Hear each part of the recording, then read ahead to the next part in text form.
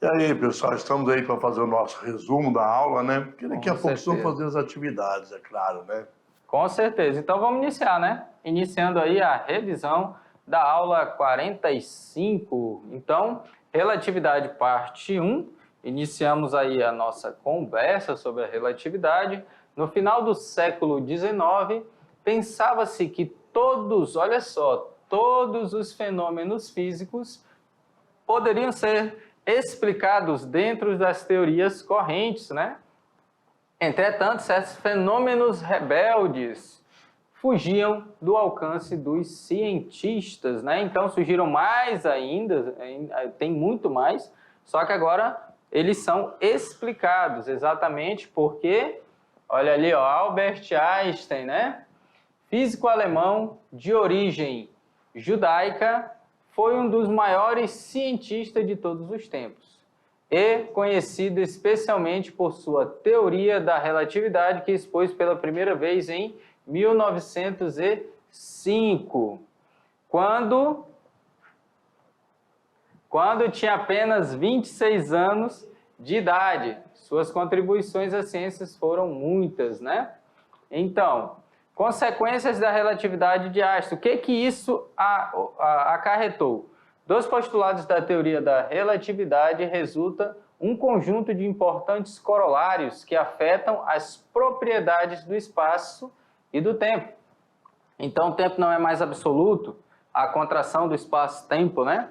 A teoria da relatividade foi elaborada por Albert Einstein e é uma das mais famosas teorias da física. Lembrando que não foi por isso que ele ganhou o prêmio Nobel, né? Ele ganhou necessariamente lá pelo efeito fotoelétrico. Você deve pensar que sua complexidade envolvendo velocidade da luz e espaço-tempo nunca estaria visível para você, mas na verdade, né, não é tão difícil assim e podemos presenciá-la em nosso dia a dia. Então, pessoal, como foi falado aí para vocês, né? Não é necessariamente, eu vou me mover à velocidade da luz. No entanto, ondas eletromagnéticas viajam à velocidade da luz e o que acontece? Elas sofrem essas situações, né, que os cientistas não conseguiam entender. E não é só na teoria da relatividade com velocidade da luz, também na parte subatômica, né? Falando do elétron, que o elétron ele se move na velocidade muito, muito alta, não necessariamente a velocidade da luz, mas uma velocidade muito alta, e não dá para explicar os fenômenos que ocorrem no núcleo e nem na velocidade da luz, né? No macro, né? Nem lá no nano, vamos dizer assim, né? Nem no micro mais, né? No nano. Então não dá para explicar. Então isso, o que aconteceu? Veio ser solucionado após esse avanço, né, a partir aí de Albert Einstein, né? Justamente, inclusive a questão a gente colocou muito aqui, os metais, a nossa temperatura ambiente é sólido, o mercúrio não é, e é um metal. Né? Justamente porque ele tem uma interação fraca. Isso. E essa força de coesão fraca faz com que, em vez de ficar no estado sólido, fique no estado líquido na temperatura ambiente. Enquanto que os outros metais normalmente são no estado sólido, né? Ou algo parecido que eu até brinco, né? Que as pessoas falam, pegar, ou que seja, né? Uma garrafa de vidro pelo meio, vai dar o choque térmico que vai congelar. Aí é meio estranho, porque sua mão está quente e ele está gelado, você absorveria. Ou a garrafa absorveria da sua mão, então deveria aquecer, não resfriar. Então o que acontece? Não é isso, é o balançar, até abrir a garrafa, o chacoalhar. O que acontece? As moléculas se rearranjam e é uma ligação forte. Ela sai do estado líquido para o estado sólido muito rápido quando ela já passou do ponto de solidificação. Então, a ideia é essa, né? Essa ligação aí do mercúrio que acaba não sendo tão forte e ela acaba sendo o quê? Uma ligação fraca e ele ficando no estado líquido. Então, vamos lá, faça as atividades, já nós voltamos com as correções. Ok.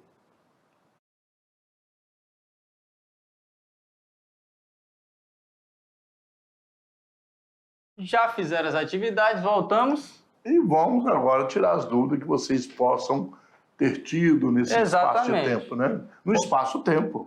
Entender mais ou menos o pensamento, como foi feito, como nós falamos. A física moderna aqui, ela é mais para aguçar a sua curiosidade, você correr atrás e olhar como é interessante, sabendo também pesquisar e não acreditar em qualquer coisa. Lembrando que isso, cai no Enem, né? São Isso. questões que cai teórica, mas cai. Exatamente. Então vamos lá? Iniciando aí a primeira questão, questão de número 1. Analisa a sentença a seguir. Primeira sentença. O século XVI foi marcado pela revolução científica no estudo da física. No início deste século, o polonês Nicolau Copérnico postulou o heliocentrismo do sistema solar, em oposição às ideias geocêntricas de Aristóteles e Ptolomeu, né? Então, o Sol agora, a Terra era o centro, agora o Sol passa a ser o centro do sistema solar. Essa questão ela é mais de história. Ela é mais de história. Os trabalhos de Copérnico, Kepler e Galileu no século XVI foram fundamentais para que, no século seguinte, Newton equacionasse a gravitação universal e o movimento dos corpos celestes, bem como as leis do movimento dos corpos terrestres. Né? Que acaba sendo universal, serve para qualquer tipo de corpo, né? Pequeno ou grande. Independente disso. Quando tem massa, vai ser explicado. Os trabalhos de Einstein, publicados a partir de 1905, vieram comprovar definitivamente todas as ideias newtonianas. Bom, está correta 1, 2, 3, 2 e 3 ou 1 e 2, né? Exato. Então, pessoal, olha só, às vezes o aluno pode pensar, então Newton não fez nada. Não é isso. As ideias de Newton são válidas e são precisas para baixas velocidades. Quando nós falamos baixas, mas um avião viaja a 2.000, ou um míssil, né? Agora que tem os mísseis ultrassônicos, né? Que é difícil, nem o aparato antimíssil consegue detectá-lo de tão rápido que ele é e a tecnologia que ele tem. Porém, 2.000 km por hora ainda não é tão alto, é muito, muito, muito baixa. Comparado, se você vê o movimento de alguns asteroides, eles têm movimento de 20.000 km por hora, 15.000, 30, então, ou às vezes até 10.000 km por segundo, mas são velocidades baixas comparadas. Então, a teoria aí de Newton vai ser válida aqui na Terra tranquilamente, são todas verdadeiras. Só até não 10% vai ser da velocidade da luz, né, geralmente. Só não vai ser para quem? Aí você está falando, um GPS. Aí não, porque usa onda eletromagnética. A onda eletromagnética tem a movimentação, a velocidade, na velocidade da luz. Aí você não pode explicar dessa forma, certo? Só para ficar assim, bem explicado, depois, não, Newton não fez nada, fez sim, e é muito válido, tá? Então vamos lá, saber qual é a opção correta. Então essa terceira aí com certeza não, né? Einstein, na realidade, ele conseguiu provar que as teorias de Newton eram válidas apenas para baixas velocidades, né? Como o Décio falou, é próximo de 10% da velocidade da luz. E quando vai se aproximar... a teoria dele vale para baixa e alta, né? Isso. Então vamos ver até numa próxima aula ainda sobre essa questão, né? Então, a 1 e 2, correta. A 3, como foi falado, ele não vem para concordar, ele vem para complementar, vamos dizer assim, porque para certas velocidades parava de valer.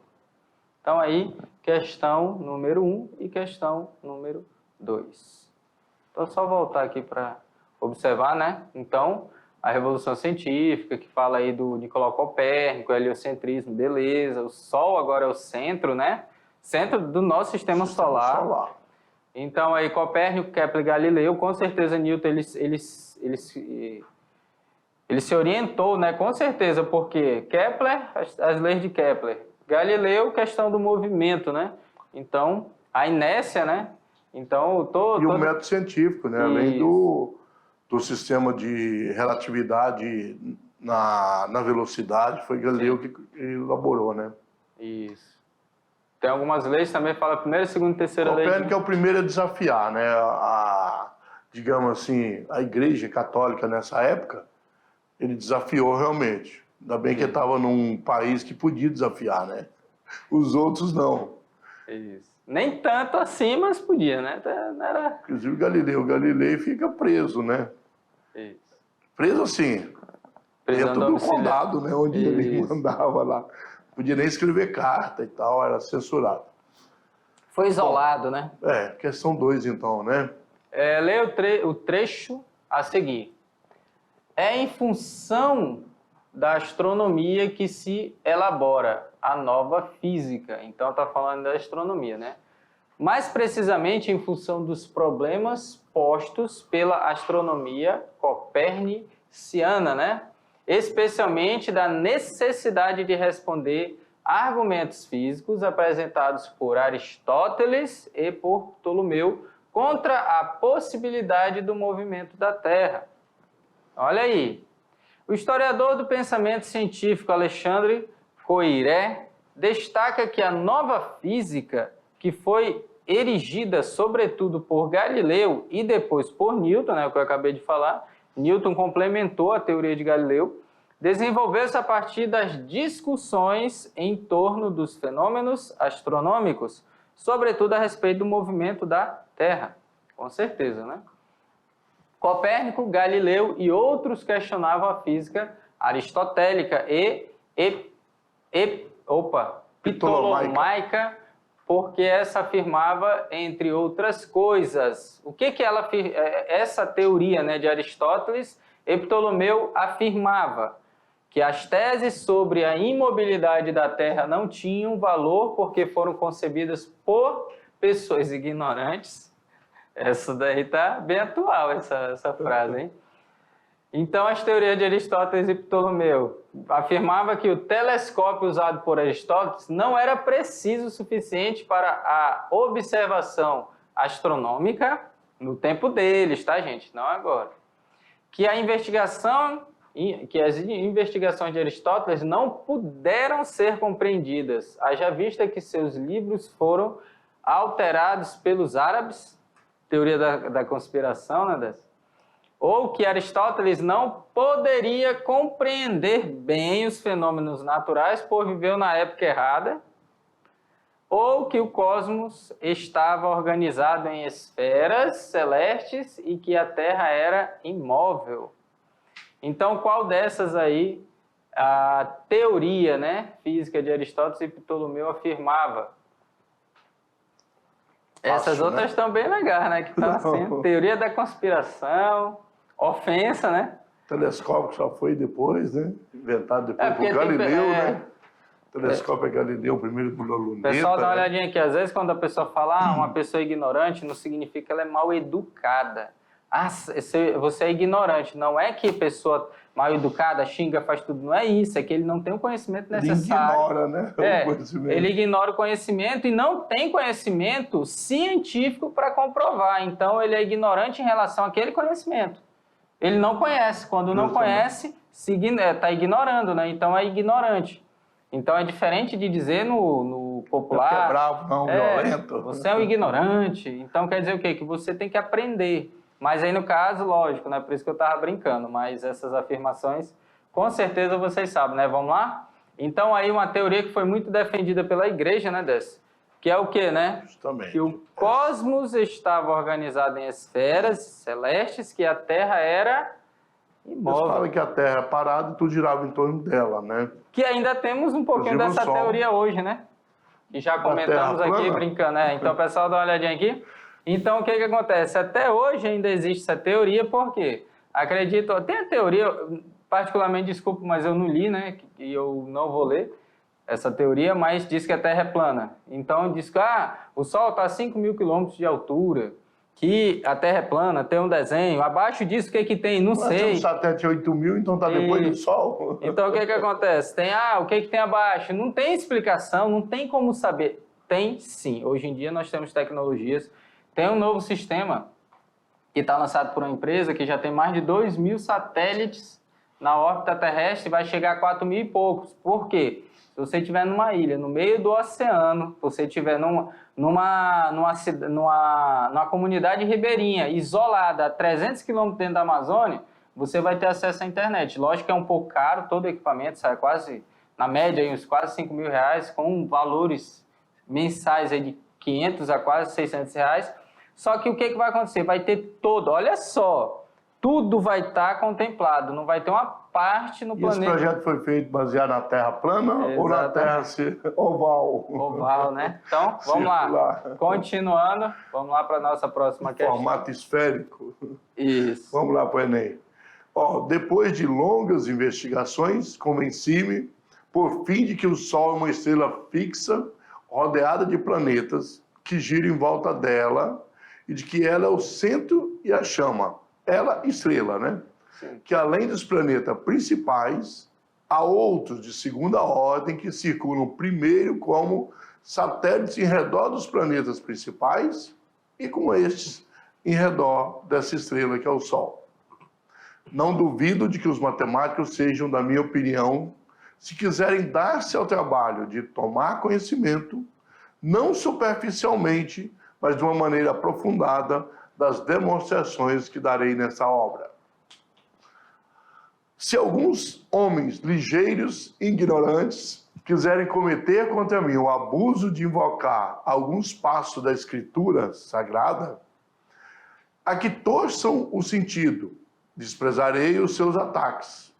As verdades matemáticas não devem ser julgadas senão por matemáticos. Copérnico, né? Sim. Aqueles que entregam a prática sem ciência são como o navegador que embarca um navio sem leme nem bússola. Sempre a prática deve fundamentar-se em boa teoria. Antes de fazer de um caso uma regra geral, experimente-o 2 ou 3 vezes e verifique se as experiências produzem os mesmos efeitos. Nenhuma investigação humana pode se considerar verdadeira ciência se não passa por demonstrações matemáticas. Leonardo da Vinci. Estava falando de demonstrações matemáticas, já falamos que tem que ter um resultado e depois fazer os experimentos e saber se bate e se não bater necessariamente, qual elemento está influenciando, que são as constantes, né? Justamente. Aí entra as constantes. Então, o aspecto ressaltado em ambos os textos para exemplificar o racionalismo moderno é a fé como guia das descobertas, o senso crítico para chegar a Deus, a limitação da ciência pelos princípios bíblicos, a importância da experiência e da observação, ou o princípio da autoridade e da tradição. Bom, simples, né? Aí ele não estava contra Deus, né? Não. Apenas dizendo que a ciência tem que seguir o seu rumo, né? Então, Vamos com lá. certeza ele sabe que toda vez nós falamos aqui, na ciência ela tem que ter o conhecimento, ela tem que ter a demonstração matemática através de resultados numéricos. Experimentação, né? Experimentação para saber se esses resultados estão coerentes e observar ele várias e várias vezes e saber se em algum momento algo vai influenciar na resposta final. Então, pessoal, dá uma olhada aqui. O que acontece? O cara fala, mas eu fiz e deu errado. Você tem que considerar na física, por exemplo, a temperatura, a umidade. Você tem que considerar se aquele ambiente ele está, de certa forma, com a luz adequada para fazer certa observação. Então, todos esses fenômenos interferem. Tanto é que quando é um experimento muito, muito sério, ele é feito em lugares isolados. Exemplo, lá no primeiro ano, queda de corpos. Justamente. Eles fizeram o quê? Drenaram todo o ar de uma cápsula bem alta, bem grande lá, fechado, né, forma cilíndrica. Puxaram todo o ar de dentro. Porque antes disso, soltaram uma bola de boliche, uma pena. Foi fazendo esse movimento, a pena, né? E a bola caiu. Depois que tiraram o ar, falaram que era o ar que ia fazer o quê? Ele dá uma força contrária à aceleração, né, do objeto peso, a força peso vai atuar, e contrário ao atrito com o ar. Quando você tira o ar, o que acontece? Não tem nada, ele vai cair com a mesma velocidade. Então isso é importante para você ver. Antigamente não teria como fazer esse experimento. Como é que o cara ia conseguir tirar todo o ar de um local tão grande? Então era complexo, mas hoje você já consegue. Mas até lá, através das contas matemáticas, já sabia que era possível. Mesmo sem conseguir demonstrar 100%, porque se fosse próximo ali, né, você consegue. A observação do fenômeno e a reprodução dele em menor escala no laboratório, para depois você propor uma teoria, e se essa teoria for realmente comprovada, pode-se virar uma lei. Exatamente. É assim que funciona na ciência. Então, beleza, pessoal. Até a próxima. Até a próxima Tchau. aula.